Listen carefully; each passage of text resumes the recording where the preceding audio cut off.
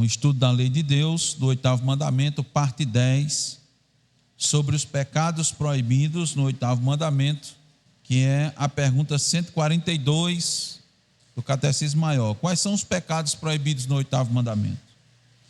Nós estudamos a primeira parte sobre os pecados proibidos. Nós vimos de forma panorâmica, digamos assim, todos os pecados, ou, como disse os irmãos, demos uma passagem mostrando que há pecados comuns, claramente proibidos no 8º mandamento, que é o furto, o roubo. Nós vimos a diferença de furto e de roubo, e todas as coisas semelhantes, invadir propriedades, desviar dinheiro, receptar, fazer receptação de roubo, tolerar pesos e medidas adulterados. Todas essas questões nós vamos olhar a partir de agora o versículo específico que aponta a transgressão deste mandamento, que está na palavra de Deus. Nós temos uma ênfase também, algo que é muito comum e a gente deve estar atento, que é a propaganda, que tem sido um instrumento de institucionalização do pecado. Eu assim coloquei. Todo mundo aceita, todo mundo acha normal propaganda enganosa, propaganda mentirosa. Em que sentido? Você escuta sem muita dificuldade. Você ligou a rádio, por exemplo, uma propaganda local, e o pessoal diz com muita tranquilidade: venha para a melhor loja da cidade. Aí o crente bota uma loja e diz: não, eu acho que a minha é a melhor. Aí manda elaborar uma propaganda, contrata um locutor, normalmente da cidade, dá o texto para o locutor, e aí, quando você vai ver o texto, está a inauguração da melhor loja da cidade. Mas nós vimos que para dizer que é o melhor, para dizer que é o maior, você tem que ter comprovação, precisa estar claro. Então, são detalhes, irmãos, que para alguns dizem: mas isso é bobagem, isso é uma coisa simples. Isso não é, que a lei de Deus é perfeita. Então a gente tem que entender que a nossa conduta deve ser perfeita em todas as áreas, As pessoas usam estratégias, por exemplo, na venda para iludir as pessoas. Eu disse uma coisa, digamos assim, mais inocente, Mais inocente. Você diz que é melhor, o outro diz que é melhor, e o consumidor decide qual é a melhor. Mas você não pode dizer se é melhor se de fato não é. Agora, se você tem uma comprovação, então você pode e deve dizer que você vai estar dando uma informação de utilidade pública, é o que todos nós fazemos. Quando você... É comum a gente compartilhar, irmãos? Quando você adquire uma coisa boa, você compartilha com os irmãos. Diz: olha, irmão, eu comprei isso aqui a um preço bom, não é? Então, ele está ali, vá lá, eu usei, e para mim foi muito bom, por conta disso, daquilo, e você compartilha. Dentre outras coisas, quando você também, alguém presta um bom serviço para você, dependendo onde seja na área de um pedreiro, um eletricista, você diz: olha, pode... Está aqui o contato. A primeira coisa que você faz é compartilhar o contato. Então, comunicar coisas boas para os outros, isso é bom. Inclusive alguém que está oferecendo melhores serviços. Por quê? Porque o ideal é que aquele que esteja oferecendo melhores serviços, ele até cresça para poder ter condições de oferecer aos outros e manter bons serviços. E os outros olharem para aquilo que é bom e melhorar, para que todos saiam ganhando. Os irmãos vão observar que isso, irmãos, veja, uma simples atitude, uma simples questão, simples, ela influencia. Nós vamos ver, eu quero mostrar mais ainda para os irmãos como essa questão da verdade, da justiça, quando ela é fomentada, quando ela fica como um norte, o quanto nós nos beneficiamos. E o inverso também ocorre. O inverso, irmãos, é o que está acontecendo no nosso país. É o que acontece, infelizmente. A mentira, irmão, deslavada. Sim, a mentira sem... O pessoal não tem mais nenhuma dificuldade em mentir. Isso, tanto de forma micro, né, entre as relações cotidianas, como de forma macro, assim, cadeia de... A gente dizia antigamente, né, cadeia de rádio e televisão. Antigamente a gente usava essa expressão, porque quando alguém falava em cadeia de rádio e televisão, teoricamente naquela época, né, um pouco tempo atrás, todo mundo ia escutar. Eram os principais veículos de comunicação. Então, isso acontece. Aí vimos aquela questão da invasão de terras, ocupações, reter produtos e não colocar eles à venda, né, não colocar nas prateleiras, como a gente diz, com o intuito de aumentar os preços, vender com ágio. E, por fim, vimos que o jogo dissipador, o jogo de azar, também são formas de pecar contra o 8º mandamento. E hoje nós veremos as referências bíblicas que fundamentam todos estes pecados. Então, os irmãos já sabem agora, peguem as suas Bíblias, eu vou pedir que cada um dos irmãos vá lendo as referências bíblicas, e aí a gente vai confirmando essa transgressão do mandamento que fica claro em toda a Escritura. Em toda a Escritura ela fica. Para de novo a gente dizer que a lei de Deus claramente está em vigor. A lei de Deus está em vigor. Então, os pecados proibidos no 8º mandamento, além da negligência dos deveres exigidos, são, vou ler de novo para os irmãos, o furto, o roubo de homens, ou sequestro, né? A recepção de qualquer coisa furtada, o tráfico fraudulento, pesos e medidas falsos, a remoção de marcos de propriedade, a injustiça e a infidelidade em contratos entre os homens, ou em administrar os negócios de outros a nós confiados, a opressão, a extorsão, a usura, o suborno, as vexatórias demandas forenses, todo o cerco injusto de propriedade e despejo de inquilinos, a acumulação de gêneros para encarecer o preço, os meios ilícitos de vida e todos os outros modos injustos e pecaminosos de tirar ou de reter de nosso próximo aquilo que lhe pertence ou de nos enriquecer a nós mesmos, a cobiça, a estima e o amor desordenado aos bens mundanos, os cuidados e esforços receosos e demasiados em obtê-los, guardá-los e usar deles, a inveja da propriedade de outrem, assim como a ociosidade, a prodigalidade, o jogo dissipador e todos os outros modos pelos quais indevidamente prejudicamos o nosso próprio estado exterior e o defraudar a nós mesmos do devido uso e conforto da posição em que Deus nos colocou. Listados 26, para a gente ter uma ideia. Então vamos para o primeiro, abrindo nossas Bíblias em 1 de João 3,17 e Tiago 2, 15 e 16. Então eu vou por sequência aqui. Vamos aqui da frente para trás mente. Ramon, 1 de João 3,17, complementando Tiago 2, 15 e 16, irmã Anita. Esse aí é o pecado da negligência dos deveres exigidos. Pecado da negligência dos deveres exigidos. Mas nós vamos distribuir mais, tá certo? Vamos depois para o furto. Zaqueu, Efésios 4, 28. Depois o roubo. Gisele, Salmo 62, 10.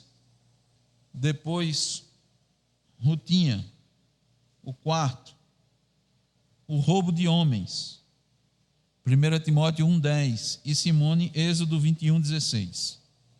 Vamos para esses 4 primeiro, depois a gente continua. Ok, irmãos? Então, o primeiro pecado é negligenciar o dever.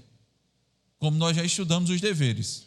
tem um dever, quando você negligencia aquele dever, você está pecando contra a lei de Deus, contra o mandamento do Senhor.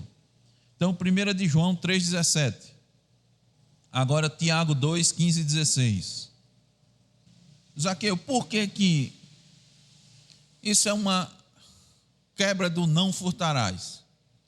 Por que é uma quebra do mandamento? Aqui está dizendo que aquele que tem recursos e vê seu irmão passar necessidade e não lhe dá, está pecando contra esse mandamento. Mas ele não está tomando nada do outro, não está roubando. Por quê? Porque é um pecado. A mesma coisa do outro. Tiago disse, se você viu, né, se o irmão tiver carecido de necessidade e você vê e diz, vá, Deus vai prover sua necessidade. Por que isso é uma quebra do mandamento, se o mandamento é não roubar? Se você não está roubando nada do irmão. Então você está roubando o que do outro? Você está furtando o que do outro? Essa é a chave. O que é que eu furto do outro quando eu não ajudo? Eu furto dele o auxílio que Deus providenciou a ele por mim. Eu estou retendo aquilo que pertence a ele. Porque Deus me deu para eu dar para ele. Ó, digamos assim, a sacada é essa. Eu estou roubando dele porque eu não estou dando a ele aquilo que Deus me deu para dar para ele. Irmãos, Deus concede recursos ao ser humano para quê? Aí sempre a gente tem que pensar o porquê. Como a gente sempre falou, Deus não faz nada por acaso, Deus não nos dá nada por acaso. Nenhuma ação divina, a gente crendo num Deus soberano, que é o dono de todas as coisas.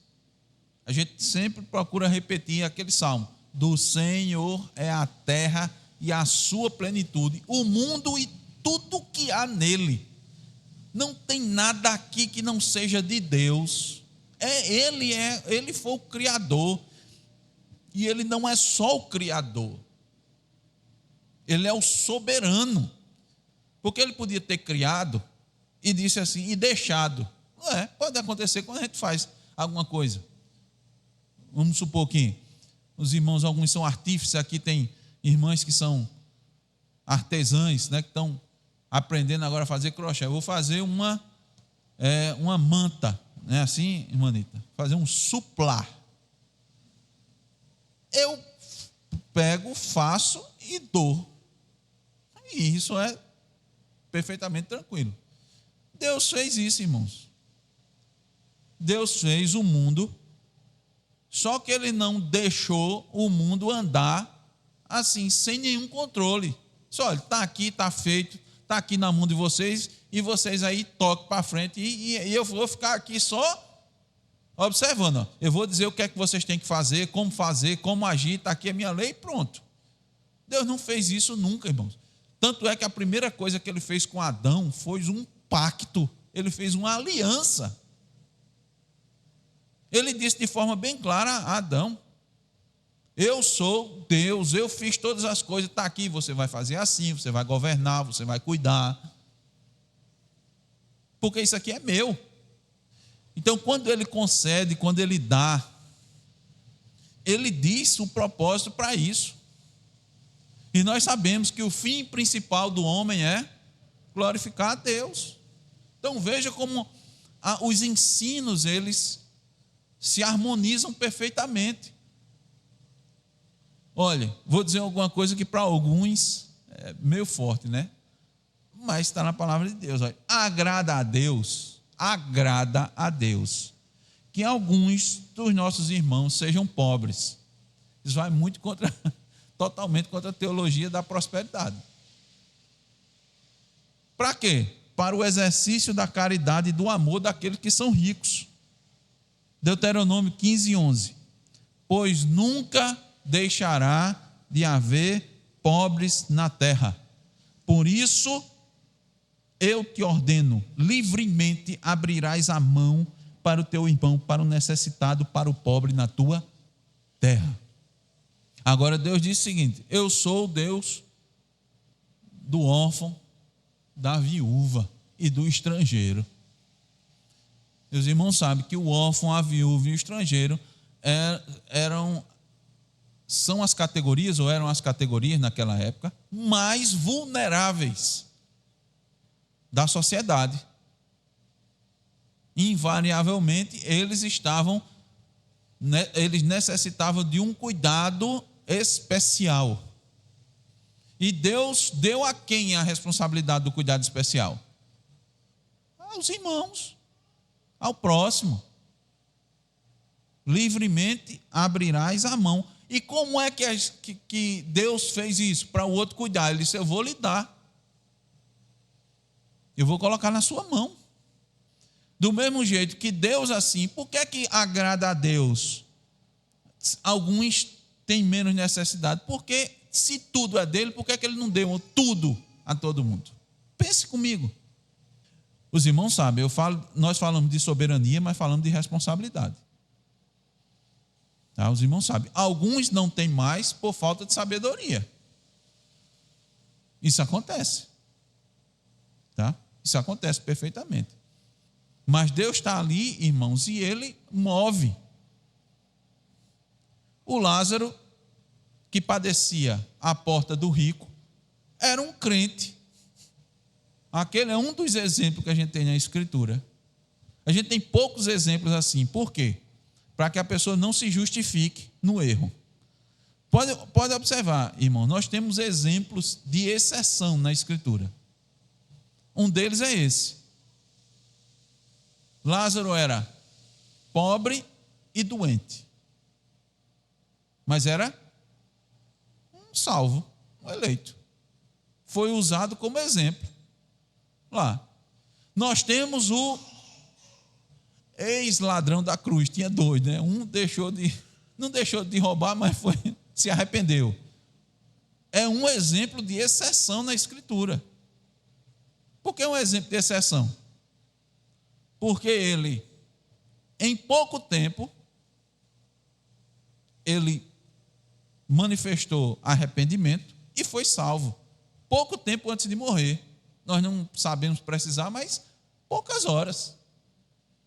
Isso aconteceu a ele antes de morrer. Mas isso é o quê? Isso é uma regra? Não, isso é uma exceção. Mas pode acontecer. Então, muitos não podem estar justificando, por meio dessa palavra, a sua condição somente porque, não, isso aqui é Deus que quer. Alto lá, cuidado. O que é que você tem feito? Observe e veja o que você tem feito. E a gente viu que nos deveres nós insistimos muito. João até me deu um PDF muito bom, né? Sobre diligência. Diligência. É de Jeremiah, né? Burroughs, não? Você lembra? Sim, de Wilhelm Brakel. É um reformado holandês. É verdade, João. Obrigado pela lembrança. A diligência. Você é diligente e o resto é com Deus. É assim. É bem simples. Você tem que se esforçar e o resto é com Deus. Então, por que a gente furta do outro? A gente furtou o auxílio que Deus colocou na mão da gente. Por isso que é furtar. Vamos para... Ficou entendido, irmãos? Ficou entendido? Muito bem. Então vamos para o segundo, que é aqueles deveres mais claros, né? Que é o furto. Referência bíblica, Efésios 4:28. Quem ficou com ela? Muito bem. Então aqui fica claro, olha, veio de novo aqui a diligência. A gente acabou de falar de diligência e vem um texto da diligência. Antes, trabalho. O mandamento é claro, não furtarás. Está aqui no Antigo Testamento, está aí no Novo Testamento, na Nova Aliança. Então, ao invés disso, você vai fazer o quê? Você vai ser diligente em qualquer área, em que você vai trabalhar com diligência em qualquer área, que seja algo honesto, que seja um trabalho honesto, legal, de boa reputação. É isso que você vai fazer. E isso é um antídoto contra o roubo. E é nisso que eu estava falando da introdução para os irmãos. Olha, irmãos, a promoção da justiça colabora com uma sociedade e nutre a virtude do trabalho, da honestidade, combate o ócio e o furto. O trabalho diligente também nos ajuda a olhar para os carentes e atender às suas necessidades. Quando você se esforça para trabalhar, quando você é esforçado, você está procurando os meios para se sustentar de forma digna e você pode ajudar ainda o outro nesse caminho. Você encontrou o caminho e você vai ajudá-lo a trilhar pelo caminho aquilo que Deus lhe ajudou. E você, como sendo grato a Deus, você se esforçou, mas você diz: eu fiz isso pela graça de Deus na minha vida. Eu vou ajudar meu irmão, eu vou ajudar meu próximo. Eu vou me esforçar para isso. Colabora com tudo que nós dissemos anteriormente. Você vai ajudar ele a chegar lá também. E com isso, irmão, você vai promovendo uma cultura de produzir, uma cultura de trabalhar, uma cultura de ajudar. Não essa cultura que nós temos no nosso país, terrível, maligna. O que nós temos hoje é uma concepção maligna. É Satanás influenciando, colocando essas coisas. O paternalismo. Olhe, é algo, irmãos, que se a gente parar para ver, vai corroendo, vai afetando a sociedade toda. O que é que diz a Escritura? Não furte. Aí faça o quê? Trabalhe. Então, veja. Qual é o remédio? Trabalho. Combater o ócio. O que é que você está fazendo? Não estou fazendo nada, vai fazer alguma coisa. Eu não sei o que tem para fazer, bota a cabeça para funcionar, vamos. Existe pouca coisa ou muita coisa para se fazer, irmãos? Muita coisa que se pode fazer. Você vai pedir a Deus sabedoria, você vai pedir a Deus graça. Senhor, me mostra aqui. E vai se informar, e vai atrás. E quando você mostra esses interesses aqui, normalmente não aparece ou não aparece? Vai aparecer, irmãos. Agora você vai ficar deitado eternamente em berço esplêndido, ao som do mar e à luz do céu profundo, aí como é que você vai? Aí você está pecando. Está pecando por quê? Porque o tempo que você tinha para produzir, você está desperdiçando. Então, o furto e o roubo, a outra referência bíblica, Salmo 62:10. Deus jamais vai abençoar o roubo, a extorsão. Deus jamais. Se você vê, e eu sei que você vê, exemplo de pessoas que claramente, notadamente, enriquecem de forma ilícita, e ele continua enriquecendo, e ele continua enriquecendo, jamais isso vai ser uma bênção da parte de Deus, jamais, qualquer coisa. O crente vai olhar para aquilo e vai dizer: maldição, maldição, maldição. Deus está amaldiçoando aquela pessoa com dinheiro. Mas pastor, ele está roubando, por que Deus está amaldiçoando? Deus não está nem intervindo aquilo ali, porque ele pode fazer uma intervenção, irmãos. Ele pode intervir, ou não pode? Pode intervir de forma ordinária ou de forma extraordinária. É comum nos dias de hoje ele intervir de forma ordinária. Ele move as pessoas para isso. Ele move. Está certo? Ele vai direcionar, ele vai fazer algum fiscal, ele vai fazer com que alguma autoridade ela atente para aquilo dali e se volte para aquilo ali. Alguns não têm coragem, aí Deus dá coragem. De vez em quando aparece um, né? Você está corajoso, você acha que veio de onde essas coisas? Deus move os homens, o sentimento deles. Alguns fazem isso porque querem aparecer. Deus não se importa com isso, meus irmãos. De forma alguma. Deus, ele só está fazendo isso porque o cara quer se promover. E Deus está dizendo, ele é meu instrumento, eu quero fazer justiça ali, e eu vou pegar a soberba dele. E vou fazer isso. Como rios de águas, assim é o coração do rei nas mãos do Senhor. Ele move segundo o seu bem querer. Diga, Zaqueu. Perfeitamente. Por isso estou dizendo que a lei de Deus, ela vai tratando isso, irmãos.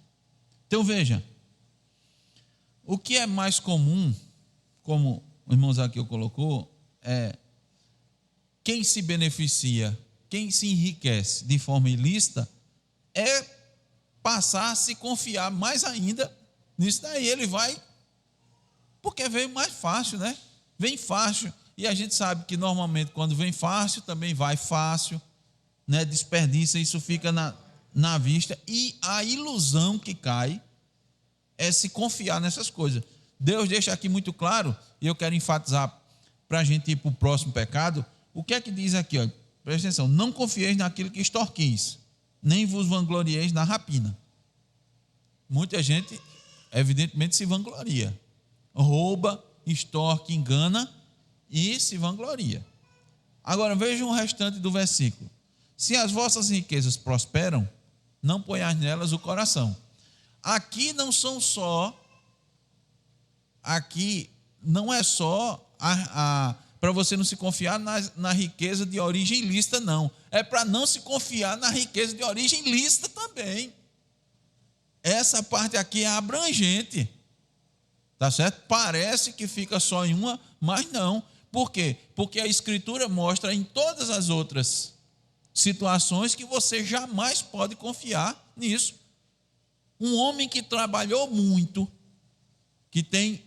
está na Bíblia um exemplo, que trabalhou muito, que se esforçou muito, que produziu, que construiu celeiros, encheu de celeiros, a Bíblia chama ele, porque ele confiou, chama ele de louco. Mas por que ele é louco? Ele não fez o que era certo, ele não foi diligente? Foi. Deus deixa muito claro, irmãos, que não, a gente canta, não confieis em príncipes, em principados, não confie nos homens. Você vai confiar na riqueza, que a traça e a ferrugem consome, e os ladrões escavam e roubam? Você não confia nisso, não. Mas isso acontece com o crente, pastor? Bom, que eu me lembre, Jó era rico.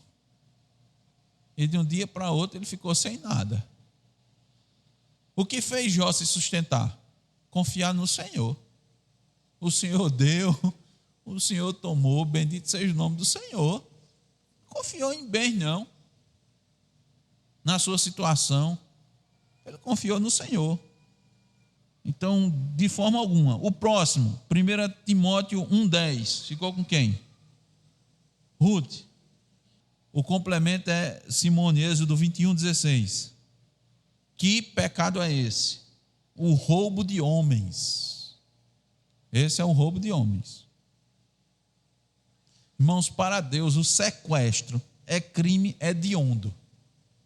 Como é que Deus, Simone, nesse texto aí que você leu, qual é a pena para quem sequestra as pessoas? Morte. Morte. Não, você não precisa nem tirar a vida do outro. Você sequestrou. Alguns sequestram e vendem, né? É morte. É morte. Por quê? Porque, irmãos, o homem foi feito à imagem e semelhança de Deus. Deus criou o homem para ser livre. Para fazer a vontade dele. Deus deu toda a liberdade ao homem. Deus deu a sua lei para proteger o homem. Deus deu a lei dele para Adão e para Eva para protegê-los. Protegê-los do mal, protegê-los de Satanás. Eles é que não quiseram. Olha o que aconteceu. Deus nos dá a sua santa lei, os 10 mandamentos. Para quê? Para nos proteger. Os mandamentos, a gente diz, é como um muro de proteção. Não é muro de contenção, de nossa contenção, de nossa prisão. É de nos proteger contra nós mesmos, contra a cobiça, contra o adultério, contra o furto. É nos protegermos de quebrarmos o 5º mandamento, de não honrarmos as autoridades, não honrar pai e mãe e não sofrer com relação a isso. É para isso. Aí Deus nos dá a liberdade, nos dá a sua lei, para poder a gente fazer a vontade dele. O apóstolo Paulo mesmo disse: olhe, pratique o fruto do Espírito, contra essas coisas não há lei. Não tem nada que impeça de você fazer isso. Na verdade, a observância da lei de Deus lhe dá exatamente a liberdade para fazer isso. A liberdade para fazer as boas obras que nós fomos de antemão preparados. A lei de Deus vai nos ajudar a isso. Aí alguém prende, rouba a pessoa, sequestra à força, lhe tira a liberdade, lhe coloca sobre escravidão, porque é uma escravidão. Imagine o que é que uma pessoa não sofre internamente quando está sob o poder de um sequestrador. Algumas pessoas ficam abaladas durante muito tempo. Para se recuperar tem dificuldades, não é? Ramon lembrou uma coisa boa aqui, recentemente, né? A gente fala recente, há pouco mais de um ano, nós tivemos aquela situação da invasão do Hamas a Israel. E os irmãos sabem aqui que nós não temos essa perspectiva aqui. Nós não entendemos que Israel ainda é o povo de Deus, Israel é étnico, né? A nação.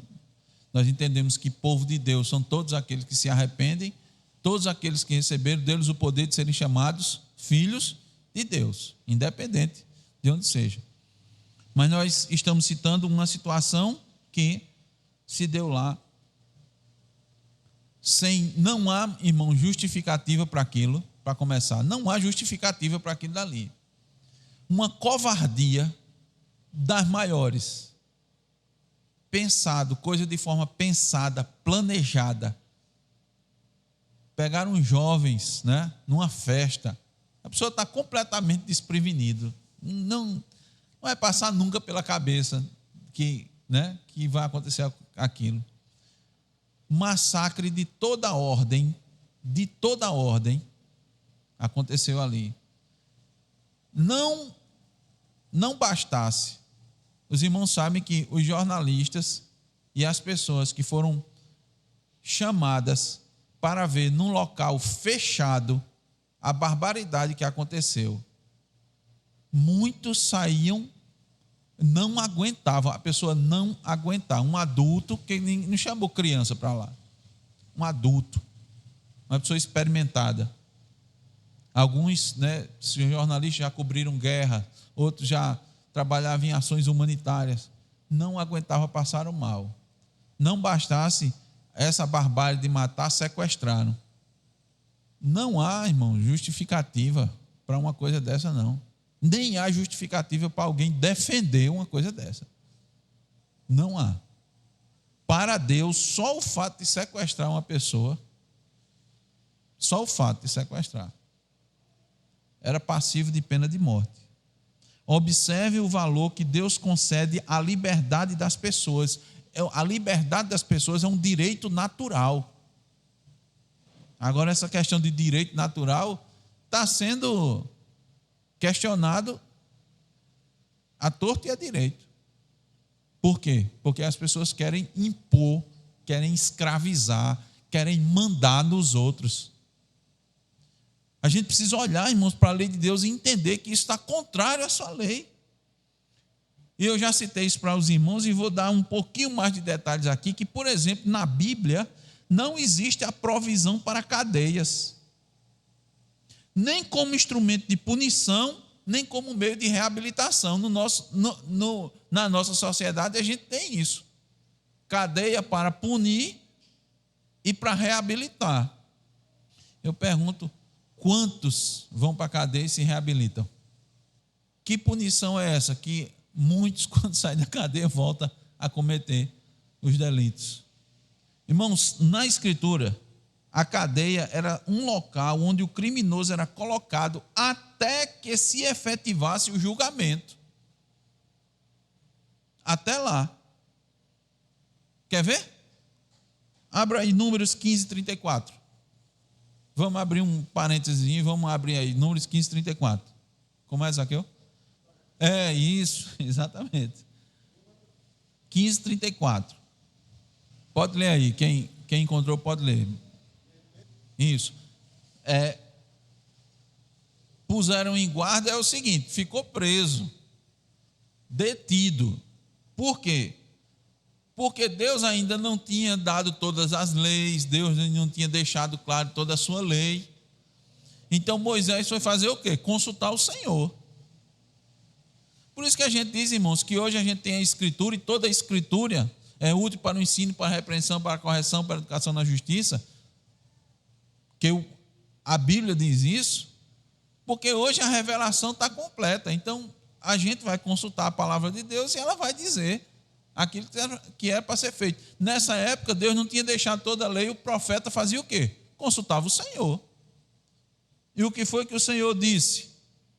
Veja, não encontramos na palavra de Deus o conceito de enclausuramento como remédio, ou a perspectiva de reabilitação através de longas penas na prisão, e muito menos a questão da proteção da sociedade, através da separação do indivíduo da sociedade. Senão nós vamos proteger a sociedade botando ele na cadeia. Na Bíblia a gente não tem esse conceito. Na lei de Deus a gente não tem. Seria muito bom que o pessoal refletisse sobre isso. O pessoal preso há não sei quantos meses, esperando o julgamento na lei de Deus, era na hora. Na hora no seguinte sentido. Pegava-se, levantavam-se as provas, analisavam, não era assim, não era um julgamento não. Os irmãos sabem, os princípios do direito estão aqui, não se acusava uma pessoa, nem se condenava só com testemunho de uma, tinha que ter mais. Havia um corpo de juízes que ia verificar, e a sentença era dada e era executada. Nada da pessoa ficar presa, não sei o quê. O que é que acontece, irmãos, aí? Eu sei que esse é um tema extremamente polêmico, mas a lei de Deus nos dá diretrizes. A lei de Deus não vai dizer assim, você não vai encontrar escrita, a solução escrita. Não, mas dá os princípios e as diretrizes. O que é que acontece, irmãos, com tanta prisão? O pessoal diz, está faltando prisão, está faltando prisão. Não, irmãos, está faltando prisão, não. Está faltando julgamento, está faltando justiça no nosso país.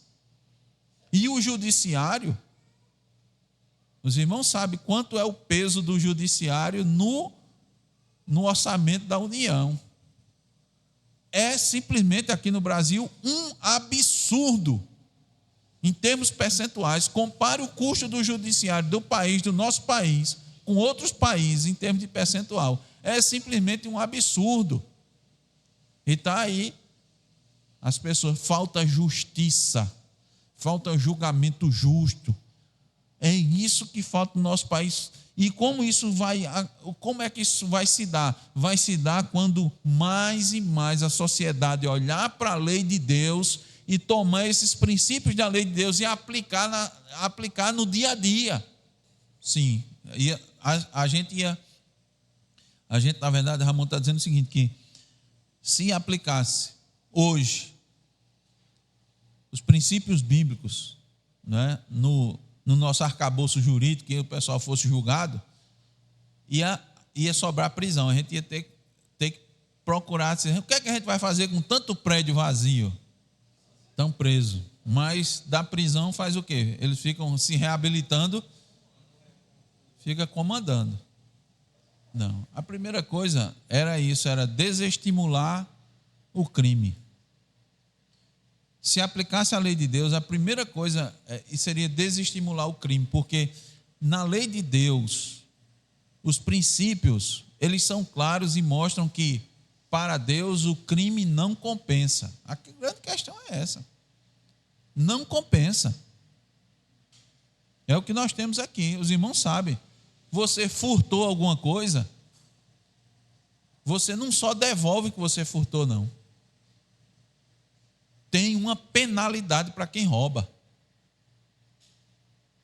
Aqui o cara está roubando, foi julgado, até a última instância, e agora o Estado está devolvendo o dinheiro ao ladrão. É isso que está acontecendo no nosso país. Meus irmãos, o roubo, então quando a gente vê assim, olha, sequestro, na sua cabeça, no seu grau de julgamento, você coloque a referência divina.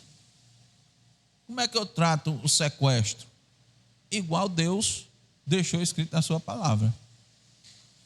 Eu abomino, é pena de morte para sequestro. Aí eu queria ver, hein? Sim, porque esses crimes que atentam assim direto contra a vida, e é interessante, é exatamente isso, que no caso do sequestro, os irmãos sabem que na Bíblia você tem a fundamentação para a pena de morte com alguém que mata o outro, né? Mas aqui é só sequestrar, só, entre aspas. Irmãos, Deus é sábio, viu? Deus não ia deixar algo na sua lei se não tivesse justiça, uma justiça real para o seu povo. Deus não ia colocar isso. Deus não ia deixar isso para Moisés de forma nenhuma. Agora, lembrando, os irmãos sabem, o Antigo Testamento serve como, são princípios, tá? São princípios. Não estou querendo dizer aos irmãos que essas leis aqui, esse tipo de lei está em voga. Isso aqui é a lei civil, isso é o Código Civil, que nos ajuda hoje a entender o que é justo, o que é justiça. Cabe à sociedade hoje avaliar e se vai aplicar ou não os princípios que você tem na lei de Deus. Vai aplicar ou não vai aplicar? Como você vai tratar? Como você vai fazer a dosimetria da pena? Não é assim?